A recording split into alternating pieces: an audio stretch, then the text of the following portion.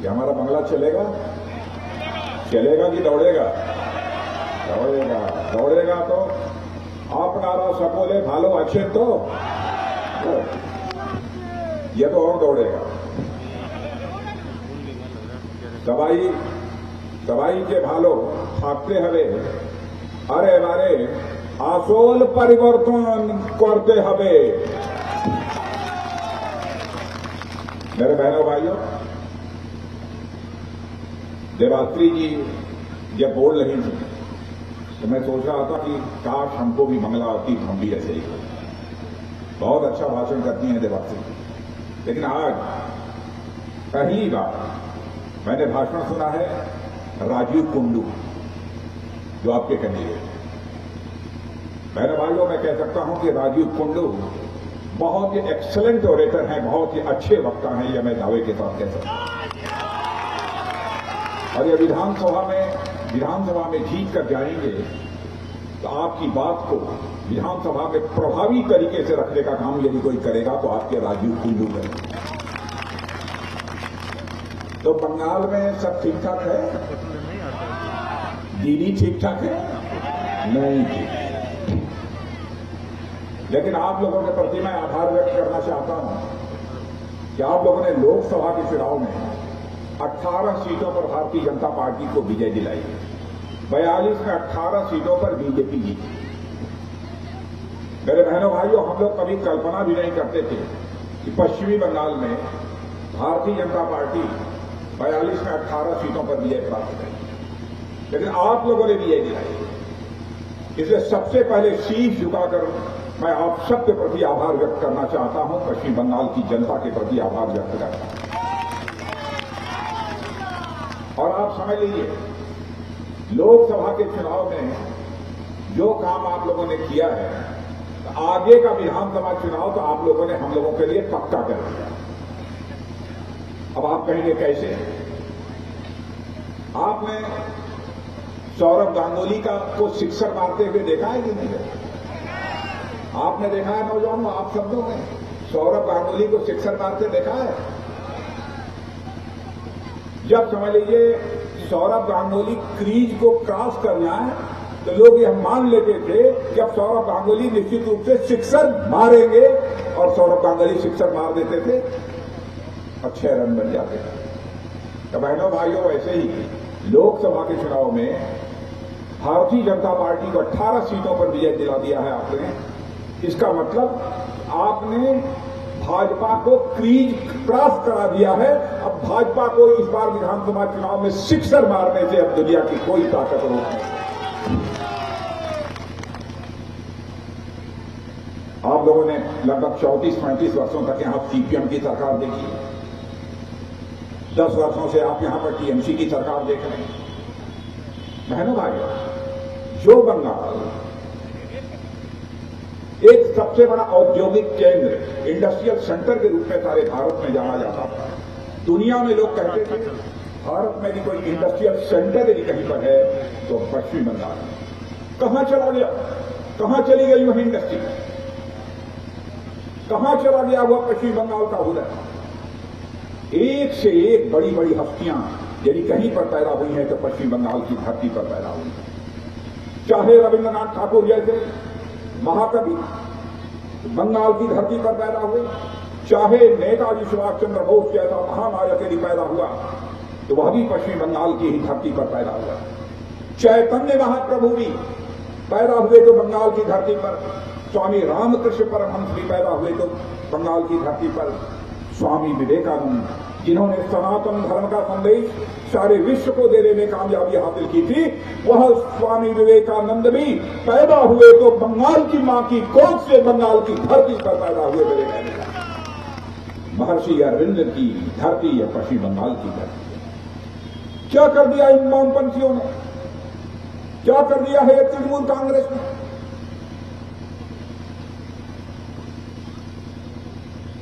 बहनों भाइयों, आज बाहर भी कहीं चर्चा करिए, लोग कहते हैं सर्वाधिक गरीबी यदि कहीं पर है तो पश्चिम बंगाल, सर्वाधिक अनएम्प्लॉयड बेरोजगार नौजवानों की संख्या कहीं पर है तो पश्चिम बंगाल में। कौन इसके लिए जिम्मेदार? बहनों भाइयों, इसके लिए कोई जिम्मेदार है तो टीएमसी जिम्मेदार है, और इसके पहले के वामपंथी जिम्मेदार हैं जिन्होंने लगातार 34 वर्षों तक देश में सरकार चलाई। तमाशा बना दिया है लोगों ने। सड़कों की हालत मैं पश्चिम बंगाल में देखता हूं, इतने वर्षों तक यहां पर इन लोगों की सरकार रहने के बावजूद जैसी सड़कें बन जानी चाहिए थी वैसी सड़कें नहीं बनी। बहनों भाइयों, 25,000 करोड़ रुपया मोदी जी ने इस बार केवल सड़कों के निर्माण के लिए, हाईवेज के निर्माण के लिए पश्चिम बंगाल को दिया। मैं पूछना चाहता हूं ममता जी से, कहां चला गया?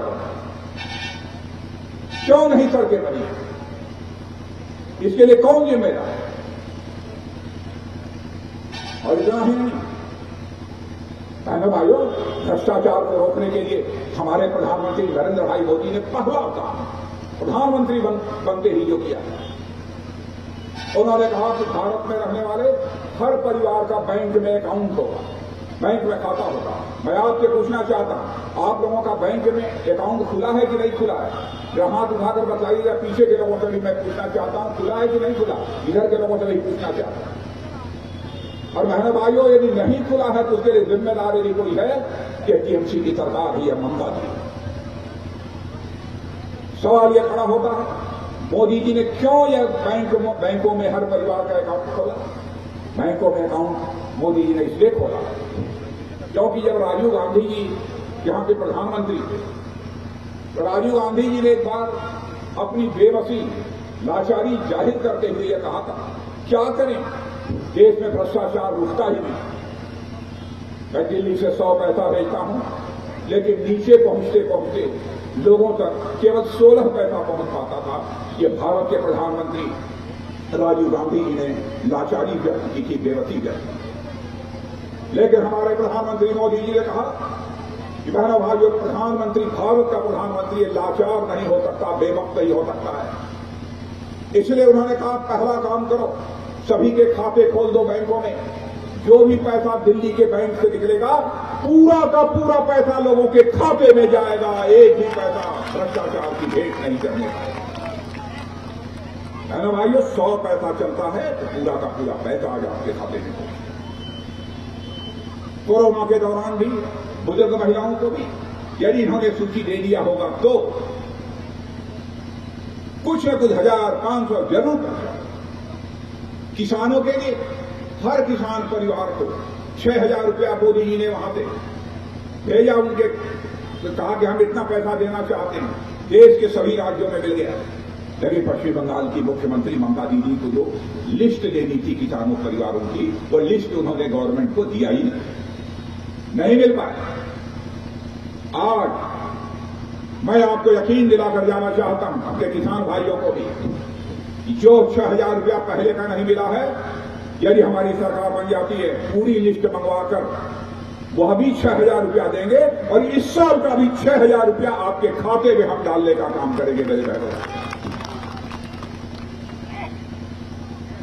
हम पश्चिमी बंगाल के साथ किसी भी सूरत में कोई भेदभाव नहीं कर सकते हैं मेरे बहनों भाई। इसलिए मैं कहना चाहता हूं, यह टीएमसी जो माटी और मानुष का हवाला देकर सरकार में आई है, आज ऐसे हालात बन गए, न मां सुरक्षित है, न मानुष सुरक्षित है, न माटी सुरक्षित है। कौन इसके लिए जिम्मेदार है? और बहनों भाइयों, जब तक सुरक्षा की गारंटी नहीं होगी इस राज्य में, तब तक विकास किसी भी सूरत में नहीं हो सकता है। विकास की पहली शर्त होती है सुरक्षा की गारंटी। जो सरकार अपनी जनता को सुरक्षा न दे पाए, वह सरकार अपने राज्य का विकास किसी भी सूरत में नहीं कर सकती। और मैं आपको विश्वास दिलाता हूं, जिस दिन हमारी सरकार बन गई, बहनों भाइयों, कोई मां का लाल पश्चिम बंगाल में बम नहीं बनाने पाएगा, बम नहीं बनाने पाएगा, न बम फेंकेगा। बम बनाने की जो जुर्रत करेगा, हम उसकी खाट खड़ी कर देंगे, उसको उल्टा कर देंगे। मेरे बहनों भाइयों, आज आपको विश्वास दिलाकर जाना चाहिए। ममता दी, क्या हो रहा है बंगाल में? बम बन रहे हैं, कार्यकर्ताओं के ऊपर, नेताओं के ऊपर बम फेंके जा रहे हैं, आम जनता के ऊपर बम फेंके जा रहे हैं, तमाशा बना दिया।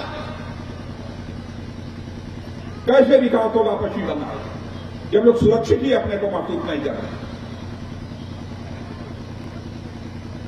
गरीबों गरीब हालात यहां पर बना दिए गए।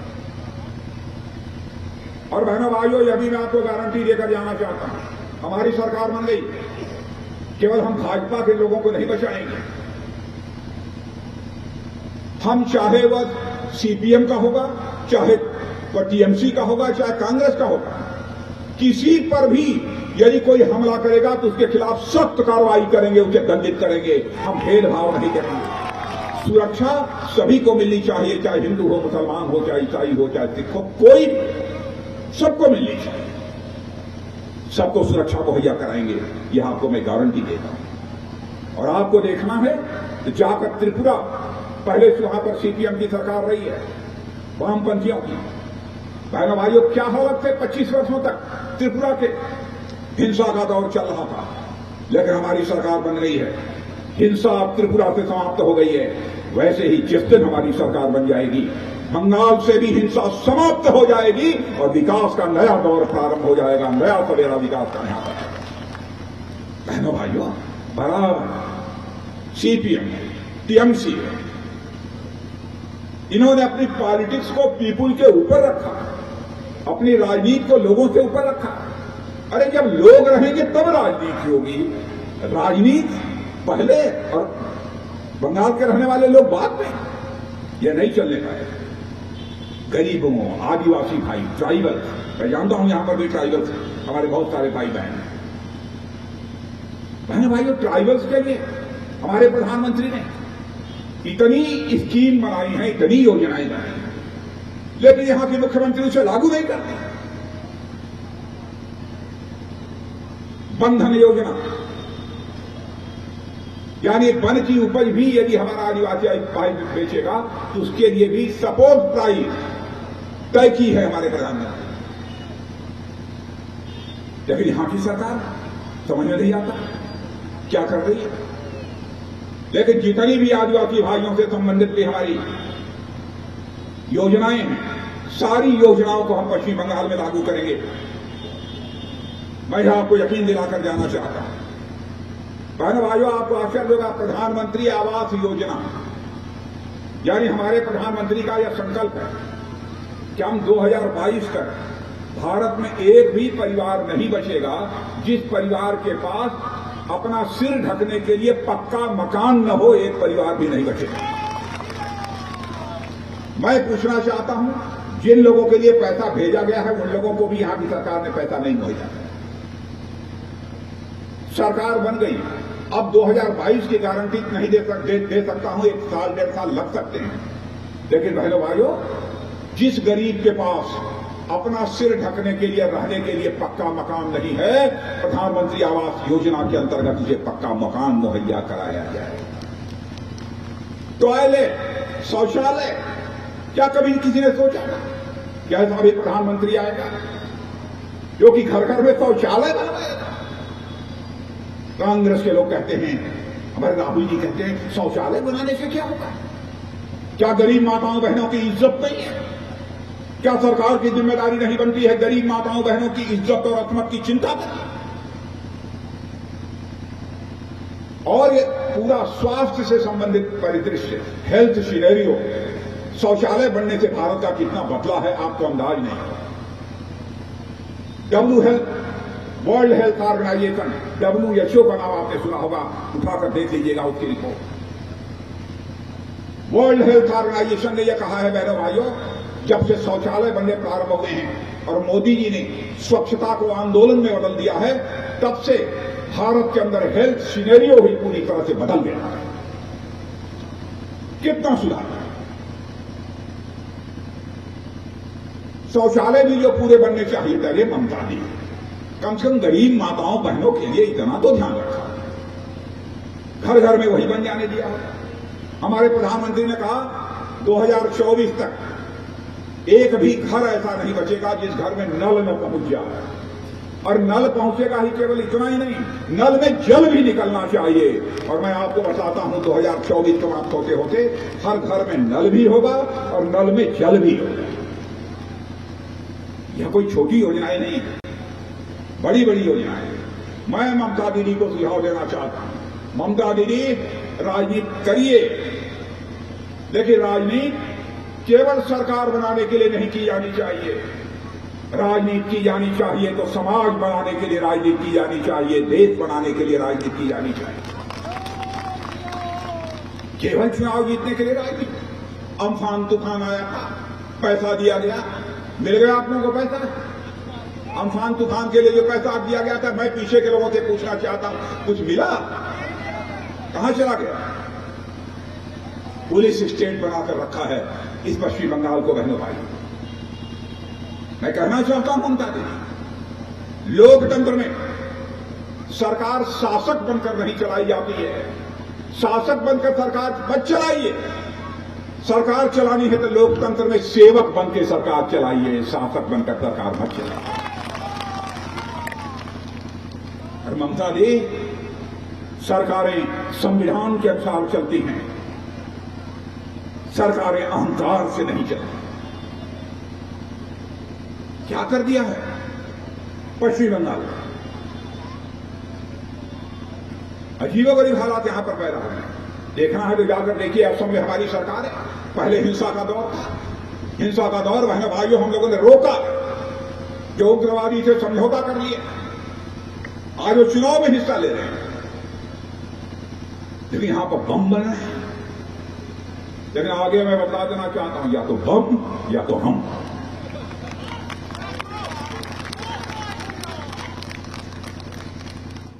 ये नहीं चलेगा। और बहना भाइयों, सबसे बड़ी पूंजी हमारी है भारतीय जनता पार्टी की। भारतीय जनता पार्टी जो कहती है वह करती है, लेकिन भारत की राजनीति में नेता जो कहते हैं वो करते नहीं है। इसी कारण राजनीति के प्रति भी विश्वास का संकट, क्राइसिस ऑफ क्रेडिबिलिटी, और राजनेताओं के प्रति भी विश्वास का संकट, क्राइसिस ऑफ क्रेडिबिलिटी पैदा हुई है। भारत की राजनीति में पैदा हुए इस विश्वास के संकट को हमने चुनौती के रूप में स्वीकार किया। जो हमने कहा वो हमने किया। याद दिलाना चाहता हूं, हमारी पार्टी की स्थापना जब डॉक्टर श्यामा प्रसाद मुखर्जी इसी बंगाल की धरती पर पैदा हुए, इसी यही की बंगाल की मां की कोख से पैदा हुए डॉक्टर श्यामा प्रसाद मुखर्जी। जब उन्होंने हमारी पार्टी बनाई तो उन्होंने कहा, जब कभी हमारी सरकार बनेगी, जम्मू कश्मीर को धारा 370 के तहत जो स्पेशल स्टेटस प्राप्त है, विशेष दर्जा प्राप्त है, उसको चुटकी बजाकर हम समाप्त करेंगे। और आपने देखा, जब हमारी सरकार आई मोदी जी के नेतृत्व में, बहनों भाइयों, चुटकी बजाकर जम्मू कश्मीर की का जो स्पेशल स्टेटस था, विशेष जो दर्जा प्राप्त था धारा 370 के अंदर, उसे समाप्त कर दिया। अब जम्मू कश्मीर का राज्य का भी वही दर्जा होगा जो कि हिंदुस्तान के अन्य राज्यों का दर्जा होगा। जो कहा वो किया। 3 तलाक का मामला था, मैंने कहा कि मुस्लिम बहनों के साथ भी जुल्म और अत्याचार क्यों होना चाहिए। लोगों ने कहा था, आप दूसरों का मामला है, लोग गड़बड़ करेंगे। और मैं कहा, क्या गड़बड़ करेंगे? यदि हिंदू की मां हमारी मां है तो मुसलमान की मां भी हमारी मां है, ईसाई की मां भी हमारी मां है। हिंदू की बहन यदि हमारी बहन है तो मुसलमान की बहन भी हमारी बहन है, ईसाई की बहन भी हमारी बहन है। हम इस नजरिए से देखते हैं, महिलाओं को मां के समान हम मानते हैं। यह हमारे भारत की परंपरा है। स्वामी विवेकानंद ने माताओं को, महिलाओं को मां कहकर संबोधित किया। अब क्या हो रहा है बहनों भाइयों? इसीलिए मैं कहता हूं, जो भी भारतीय जनता पार्टी अपने घोषणा पत्रों में, अपने इलेक्शन मैनिफेस्टो में वादे करेगी, अक्षरशः सारे वादों को पूरा करेगी। आप विश्वास रखिए। भारत की ताकत बढ़ रही है। भारत अब कमजोर भारत नहीं रहा। अभी क्वाड, दुनिया के 4 ताकतवर देशों की एक मीटिंग हुई थी, क्वाड बोलते हैं। उसमें अमेरिका के राष्ट्रपति भी थे, जो दुनिया का ताकतवर देश, सबसे ताकतवर देश माना जाता है। उस अमेरिका के राष्ट्रपति जो बाइडेन ने कहा, भारत सचमुच दुनिया में अब ताकतवर भारत बन रहा है। यह जो बाइडेन अमेरिका के राष्ट्रपति ने कहा। ऐसे ही नहीं, आपने देखा हमारा पड़ोसी देश है पाकिस्तान, जब होता था तो भारत के पर हमले आतंकवादियों के द्वारा करा था। बहन भाइयों, उसका जवाब दिया हम लोगों ने। हमारे मोदी जी 56 इंच का सीना है। बहनों भाइयों, अपने एयरफोर्स के जवानों को कहा, आतंकवादी घटना करके यहां हिंदुस्तानियों की जान ले रहे हैं, इसलिए जाओ और सीधे भले ही दूसरे देश की धरती पर जाना पड़े, दूसरे देश की धरती पर जाकर आतंकवादी ठिकानों का सफाया कर दो। और एयर स्ट्राइक करके हम लोगों ने दिखा दिया, भारत आतंकवादियों के खिलाफ कार्रवाई केवल अपने ही देश की धरती पर नहीं कर सकता है, जरूरत पड़ी तो दुनिया के दूसरे देशों की धरती पर जाकर भी भारत आक्रमण कर सकता है। यह करके हमने दिखा दिया। भारत चीन के बीच जो कुछ भी हुआ उसे भी आपने देखा। बहनों भाइयों, इसके पहले क्या हुआ है न मालूम हो तो आप भारत चीन के बीच के रिश्तों के इतिहास के पन्नों को पलटकर पढ़ लीजिए। इस बार हमारे प्रधानमंत्री ने आंख में आंख मिलाकर बात किया और भारत के सेना के जवानों ने जिस शौर्य, पराक्रम और संयम का परिचय दिया है, उसकी जितनी सराहना की जाए बहनों भाइयों कम है। और मैं तो चाहूंगा कि पूरी ऑडियंस, पूरे जो लोग यहां पर खड़े हैं, एक बार अपने सेना के जवानों के सम्मान में हाथ उठाकर तालियां बजाकर उनका अभिनंदन करें।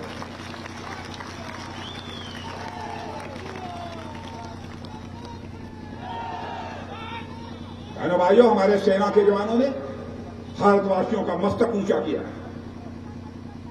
सीमाओं की पवित्रता हम किसी भी सूरत में भंग नहीं होने देंगे। हम आपको यकीन दिलाना चाहते हैं, चाहे उसके लिए हमको जो भी करना पड़े। लेकिन ममता जी को कहूंगा, संघीय ढांचे में, फेडरल स्ट्रक्चर में कैसे सरकार चलाई जाती है आप अच्छी तरह जानती हैं। सरकार उसी तरीके से आपको चलानी चाहिए। और मैं आपको बताऊं, ध्यान से सुन लीजिए, यूपीए की जब सरकार थी तो 13th फाइनेंस कमीशन के द्वारा इन्हें 1,32,000 करोड़ मिला था पश्चिम बंगाल। 1,32,000 करोड़, नोट कर लीजिए। मेरी बात गलत हो तो मुझे टेलीफोन कर दीजिएगा। 13th फाइनेंस कमीशन यूपीए के सरकार में बंगाल के लिए 1,32,000 करोड़ दिया।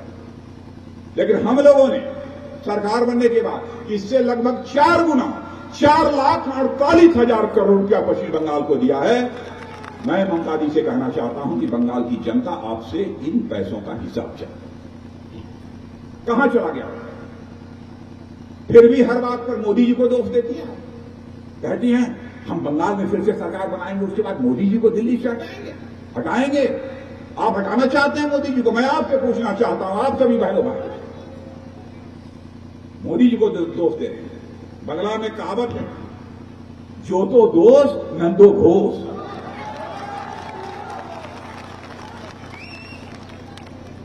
हमारी कहावत सही है बहनों, हमारी कहावत सही है, जो तो दोस्त नंदो घोष। मोदी जी को नंदो घोष बनाना चाहते, बताइए क्या बना? हद कर दिया। बहनों भाइयों, ज्यादा मैं नहीं बोलूंगा। आप लोगों से कहना चाहता हूं कि अरे नहीं, ज्यादा नहीं बोलूंगा, नहीं ज्यादा करिए कुछ। और मैं यही कहना चाहता हूं आप लोगों से, आदिवासी भाई हमारे यहां पर कुछ हैं, आदिवासी भाई ट्राइबल्स, हम लोगों का संकल्प है 2024 तक, 2022 तक भारत के हर ब्लॉक में एकलव्य विद्यालय खोला जाएगा। एकलव्य विद्यालय खोला जाएगा हर ब्लॉक। और इतना ही नहीं बहनों भाइयों, आपको मैं याद दिलाना चाहता हूं कि जब लोकसभा का चुनाव था तो उस समय हम लोगों ने कहा था, क्योंकि लोग डरते थे टीएमसी से, टीएमसी वाले हमला कर देंगे, मार डालेंगे, हम कैसे खुद करोगे। तो उस समय हम लोगों ने कहा था, चुपे चाप कमल छाप। कहा था कि नहीं? चुपे चाप कमल छाप। लेकिन आज मैं कहकर जा रहा हूं, चुपे चाप कमल छाप नहीं, जोरे छाप तृणमूल साफ।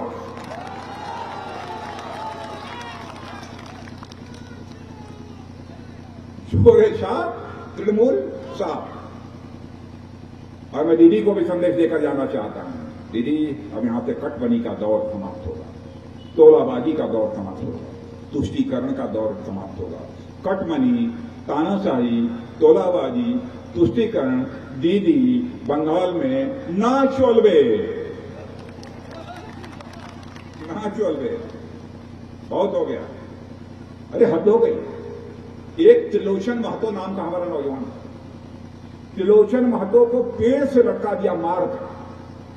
और उसके ऊपर लिखा था बीजेपी के साथ जो काम करेगा उसका यही हश्र होगा जो त्रिलोचन महतो का होगा। 20 साल का जवान, वो भी किसी मां का लाड़का, उसको मार डाला और मार कर लटका दिया पेड़ के नीचे और उसके शरीर पर लिख दिया जो भी बीजेपी का काम करेगा उसका भी हश्र यही होगा जो त्रिलोचन महतो का होगा। क्या ऐसी हुकूमत चलनी चाहिए देश में? बहनों भाइयों, आज दोनों हाथ फैलाकर आपसे अपील करने आया हूं, बंगाल को बचा लो मेरे बहनों भाइयों, बंगाल को बचा लो। अजीबोगरीब हालात कर दिए। इसलिए मैं आप सभी से अनुरोध करना चाहता हूं, और न्याय अन्याय और न्याय अन्याय, अब अन्याय नहीं चलेगा। ये बंगला में यही कहते हैं ना, क्या कहते हैं, यही है और कुछ है। अब इतनी बात पक्की कर मान लीजिए, 2 मई दीदी जाछे, 2 मई दीदी जाछे, आसोल परिवर्तन आशे।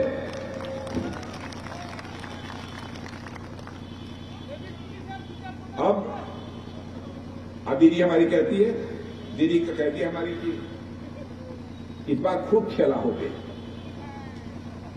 तो मैं कहता हूं दीदी, खेला हो गए नहीं, इस बार खेला हो गए तो जम कर खेला हो गए। अब पटवारी का खेला ना हो गए, तोलाबाजी का खेला ना हो गए, हिंसा का खेला ना हो गए। खेला हो गए तो विकास का खेला हो गए, खेला हो गए तो शांति का खेला हो गए। अब वो सब खेला ना हो गए दीदी। और मैं आपसे यही अपील करना चाहता हूं, भाजपा की चाहत है, भाजपा की यह दिली ख्वाहिश है कि हम बंगाल को सोनार बंगला बना दें बहनों भाइयों। इसलिए बंगाल को सोनार बंगला बनाने के लिए आप सभी के समर्थन की मैं अपील करने के लिए आया। इसलिए आप सभी सहमत हैं तो हमारे कैंडिडेट राजू कुंडू, आइए राजू कुंडू। एक तो लंबाई वगैरह भी ठीक ठाक है, लंबाई भी ठीक ठाक है, और राजू कुंडू जी बोलते बहुत अच्छा बोलते हैं कि नहीं? उधर जो खड़े हैं जरा आप लोग बतलाओ, अच्छा बोलते हैं कि नहीं?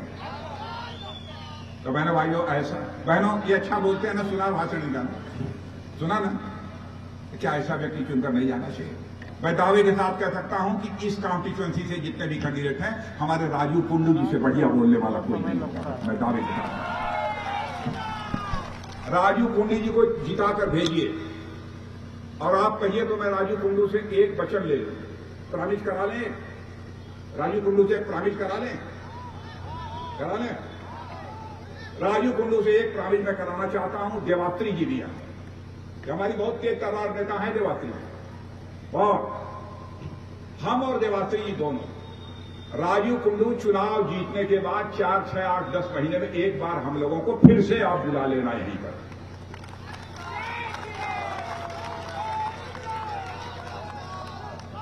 और बहनों भाइयों, राजू कुंडू को जीतने के बाद यदि हम लोग यहां पर आना चाहेंगे तो माला पहनकर अपना स्वागत कराने के लिए नहीं आना चाहिए।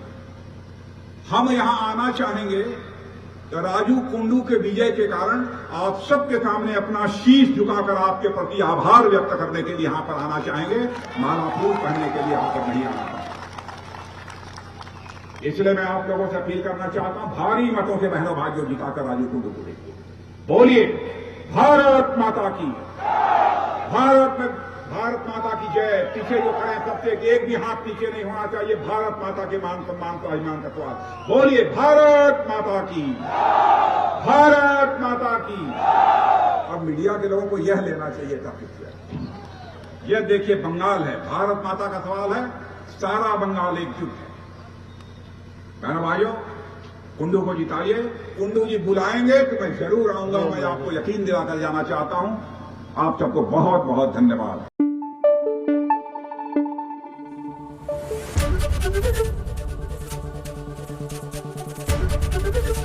एबीपी गंगा, खबर आपकी, जुबान आपकी।